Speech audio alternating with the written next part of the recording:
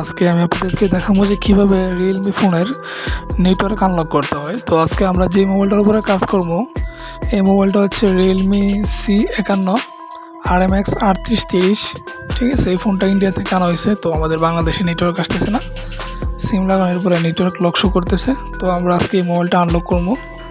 তো আপনারা দেখেন যে কীভাবে কী করি।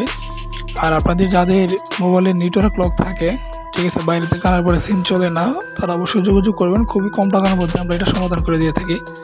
আমরা যে কোনো সিম চালাতে পারবেন। আমরা আনলক টুলটা ওপেন করার পরে ফাইল সিলেক্ট করলাম। ফাইল সিলেক্ট করার পরে এখন আমরা স্টার্ট দিলাম। এখন মোবাইলটা অফ করবেন।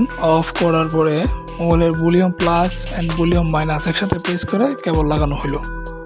লাগানোর পরে এই যে প্রসেসিং চলতেছে। তো আমাদের প্রসেসিংটা 10 থেকে 11 মিনিটের ভিতরে হয়ে যাব, কিন্তু আমরা এটা ভিডিওটা একটু শর্ট করার জন্য আমরা একটু ফাস্ট ফরওয়ার্ড করে দিছি। তো আমাদের কাজটা খুব শীঘ্রই হয়ে যাব। তো আপনারা ভিডিওটা দেখতে থাকেন, ইনশাল্লাহ কাজ হয়ে যাবে।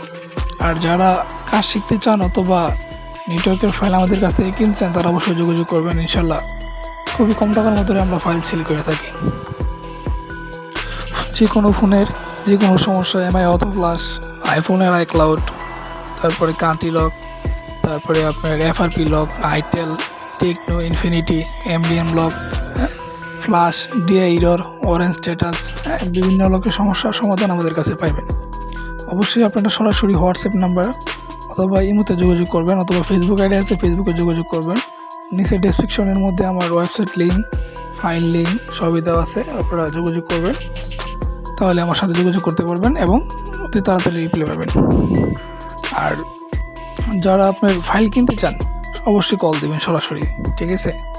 আর ওয়েবসাইটের মধ্যে ফাইল দেওয়া আছে, ঠিক আছে। নক দেওয়ার সাথে সাথে আমি প্রাইস বিলে দিব, কত টাকা লাগবে কী আসে বিষয় আপনারা বিস্তারিত জানতে পারবেন। আর আমাদের মোবাইলের লকটা খোলা হয়ে গেছে ইনশাল্লাহ। এখন আমরা মোবাইলটা চেক দিছি অলরেডি। চেক দেওয়ার পরে আমাদের মোবাইলের কাজটা হয়েছে, ঠিক আছে। সবাই ভালো থাকবেন। আসসালামু আলাইকুম।